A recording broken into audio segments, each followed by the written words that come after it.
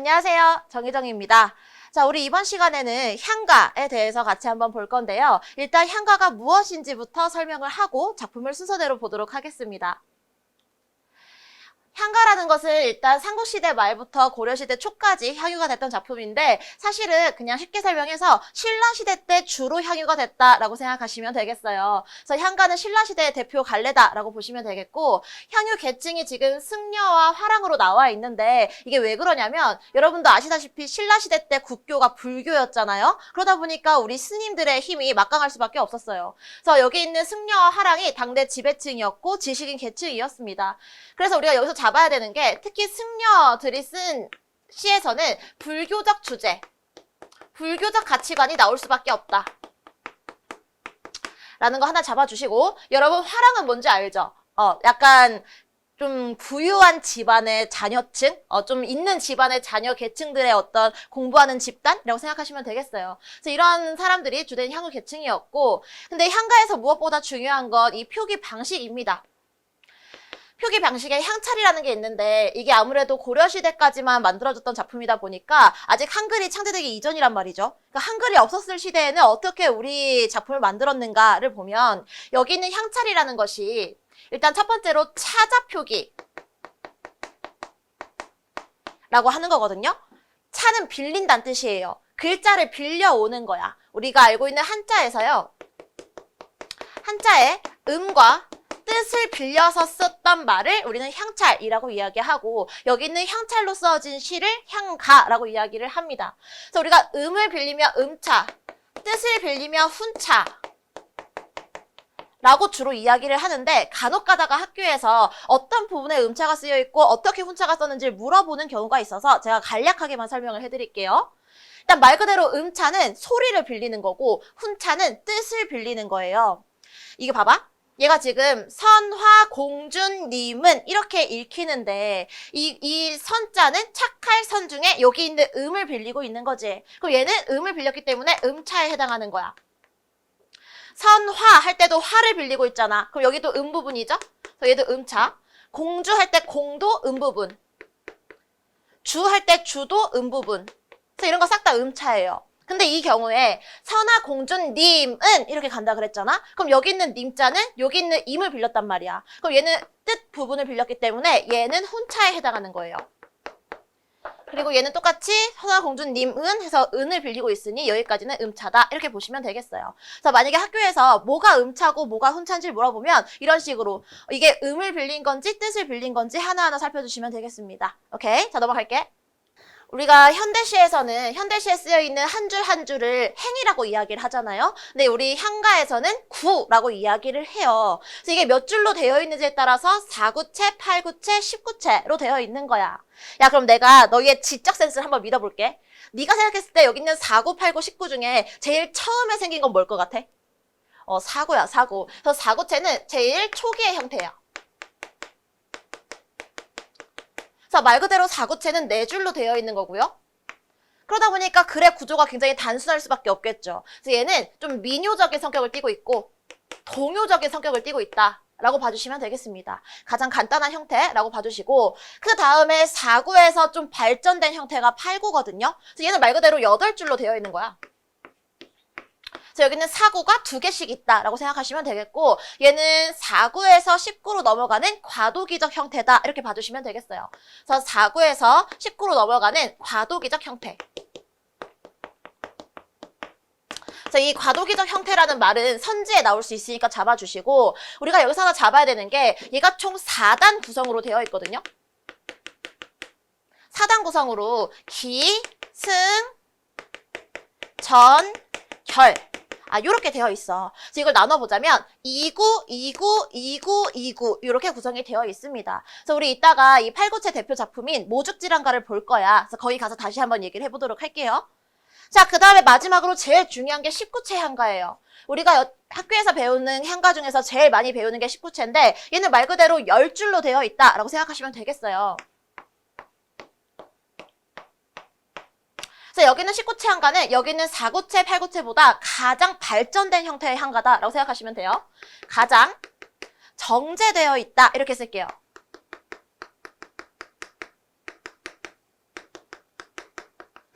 그러니까 뭔가 가장 체계화되어 있고 규칙성이 있다 이렇게 보시면 되겠는데 특히 어떤 규칙성이 있냐면 일단 여기 이렇게 네 구절 이렇게 두 구절 이렇게 나눈다고 쳤을 때 얘는 총 3단 구성으로 되어 있고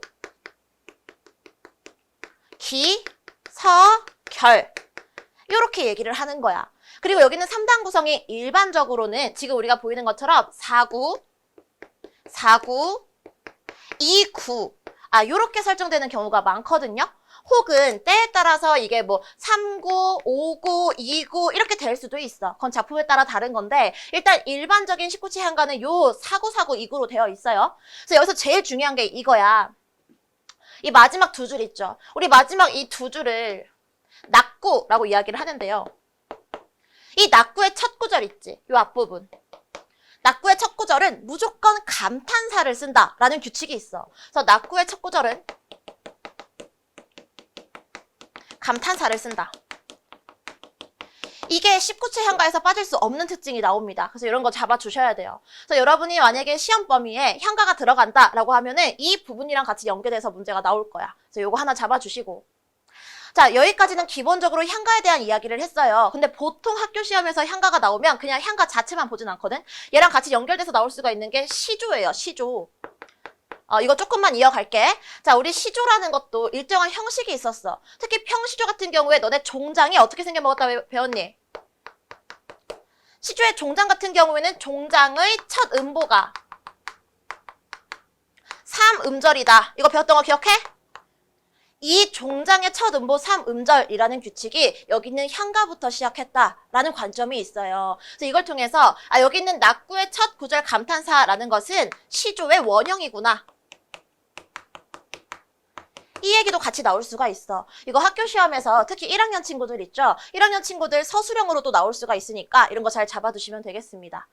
자, 그래서 우리가 일단 향가에서 봐야 되는 기본적인 내용들 먼저 살펴봤고요. 이제 각각에 해당하는 대표적인 작품들 위주로 제가 또 작품 설명을 해보도록 하겠습니다. 자, 먼저 사구체 향가의 대표 주자가 서동요라는 겁니다. 네 줄밖에 없어요. 그래서 사구체라고 부르는 건데 일단 여기에 설킨 어떤 배경 설화를 알고 있어야 돼. 자, 가볼게. 서동요 했을 때 여기 있는 서동이 실존했던 인물을 얘기하는 거거든. 여러분 백제 시대에 무왕이라는 사람이 있었어요. 무왕이란 왕이 있었는데 여기 있는 백제 무왕이 만든 노래다라고 우리가 봐주시면 되겠어요. 근데 우리가 이 백제 무왕이 이 노래를 왜 만들었냐면 자기가 좋아하는 여자와 결혼하고 싶어서 만든 거야. 그래서 백제 무왕의 아내가요. 신라시대 때 선화공주거든. 그러니까 원래 백제 무왕이요. 어린 시절에는 말을 파는 소년이었어. 이제 생계를 위해서 말을 팔고 다녔었는데 이 말을 파는 소년을 다른 말로 마뚱이라고 이야기를 하거든. 근데 얘가 동네에서 막 돌아다니다가 이 신라시대의 선화공주에 대한 소문을 듣게 되는 거야. 근데 그 선화공주가 너무 예쁘다. 이 얘기를 듣자마자 여기 있는 이 마뚱이가 궁금한 거야. 이 여자가 너무 궁금하고 이 여자랑 결혼을 하고 싶은 거야. 그래가지고 이제 백제에서 신라로 넘어갑니다. 근데 아무리 생각해봐도 여기 있는 선화공주는 이미 그 왕궁 안에 있는 사람이잖아. 그래서 내가 그 왕궁에 들어가기 힘드니까 차라리 그 왕궁에 있는 여자를 내가 데리고 나와야겠다. 이 생각을 한 거예요. 그래서 일종의 모함을 저질러. 무슨 모함이냐? 이 노래를 만들어요. 이 노래를 만들어서 그 신라시대 애들한테 부르게 해. 어린 애들한테 이 노래를 유행시키는 거야. 근데 이 노래 내용이 이따 보면 알겠지만 선화공주를 모함하는 노래거든? 이 공주한테 굉장히 치욕적인 노래란 말이야. 이게 무슨 내용인지 한번 볼게. 한번 가보자. 선화공주님은 남몰래 사귀어서 마뚱 도련님을 밤에 몰래 안고 간다. 자, 이게 뭔 말이냐면 선화공주님이 남몰래 사귀었다고. 누구를? 마뚱 서방을. 사귀었다라는 것은 좀 해석을 하자면 뭐 시집 가서 아무도 모르게 마뚱 서방과 결혼을 해가지고 마뚱 도련님을 밤에 몰래 안고 간다고. 이거 실제로 선화공주가 마뚱 서방이랑 결혼을 해가지고 밤 몰래 만나고 그런 게 아니지. 근데 이런 말도 안 되는 이런 선화공주 입장에선 거짓이 담겨있는 이 노래가 온 국가에 퍼지게 되는 거야. 그럼 이 선화공주의 아빠는 이 노래를 보고 가만히 있었겠어? 가만히 있지 않겠지. 자기네 딸내미가 웬 외간 남자랑 뭐 밤마다 만난다 그러는데. 이거는 어떻게 보면 가문의 수치란 말이에요. 그래서 여기는 선화공주를 내쫓습니다. 그래서 선화공주가 내쫓겨요. 그래서 그냥 궁궐에서 쫓겨나게 되는 거야. 그래서 앞으로 어떻게 살아가야 되지? 하다가 여기 있는 그 선화공주가 내쫓긴 걸 알고 이 맞정소년이 이때다 싶어가지고 공주님 제가 지켜드릴게요 하고 또 이제 사랑의 이야기가 시작이 되는 거야. 그래서 결국 여기 있는 선화공주와 백제무왕이 결혼을 하고 또 백제시대에 넘어와가지고 무왕이 되고 뭐 이런 스토리입니다. 근데 중요한 건 어쨌든 여기 있는 이 서동요는 일종의 모함이야. 모함적 성격을 갖고 있어. 선화공주는 실제로 이 맞정서방이 누군지도 모르는 상황에서 이런 억울한 어떤 누명을 쓰게 된 거잖아요. 두 번째로 여기서 또 나올 수가 있는 게 참요적 성격이다 라는 게 나올 수가 있거든. 참요라는 것은 일정한 어떤 기원을 담은 노래다라고 생각하시면 돼요. 그래서 여기에는 누구의 기원이 담겨 있어? 이 서동의 기원이 담겨 있지. 서동은 이 시절에 백제시대 때는 그냥 하층민이었단 말이에요. 근데 이 하층민이 어쨌든 상류 계층인 공주와의 결혼을 위해서 이런 노래를 만들었잖아. 그래서 이거는 참요적 성격을 갖고 있다라고 볼 수 있고, 또 여기서 나올 수가 있는 게 어쨌든 하층민의 신분을 상승하고자 하는 욕구가 담겨 있다. 이렇게도 볼 수가 있어. 하층민의 신분 상승 욕구.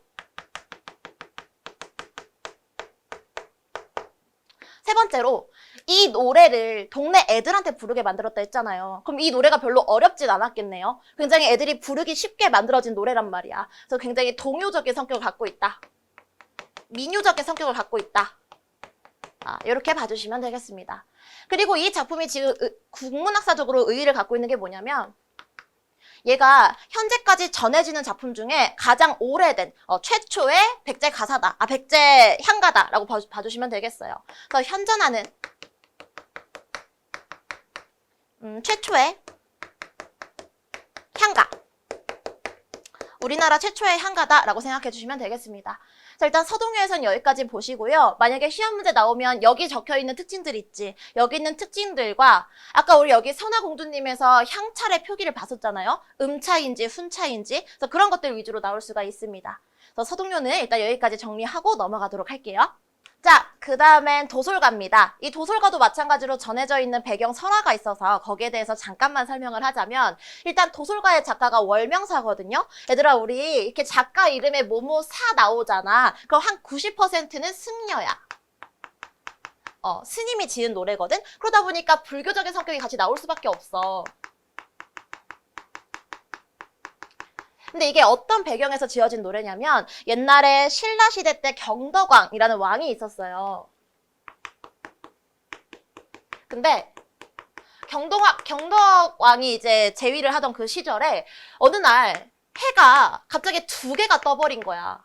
야, 해가 하나만 있어도 막 사람들 더워 죽으려고 그러는데 2개가 있으면 안 되겠지. 그래서 어떻게든 이 해 2개짜리를 해결을 해야 되는데 이거를 지나가는 스님한테 물어봤더니 산화공덕을 해가지고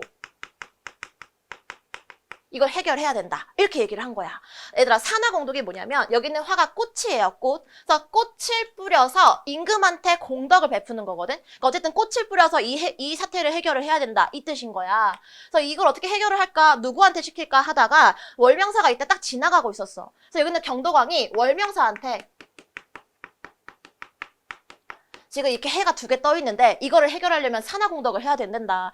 제사를 지내야 된단다. 이거를 너가 한번 해봐라. 해서 지어진 노래가 여기 있는 도솔가다. 이렇게 보시면 되겠어요. 얘들아 참고로 도솔가 했을 때 여기 있는 도솔은 미륵보살을 얘기하거든.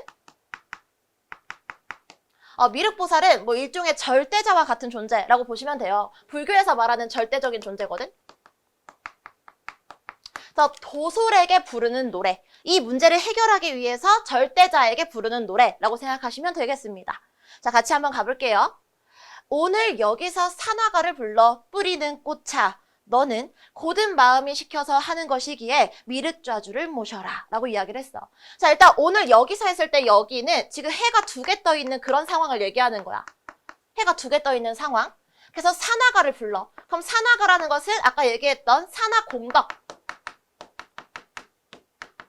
그걸 얘기하는 것이고, 이 산화가를 불러서 이 꽃을 뿌릴 거야. 그때 뿌려지는 꽃차, 너는 했어. 자, 일단 첫 번째, 여기 있는 꽃한테 너라고 이야기를 했네.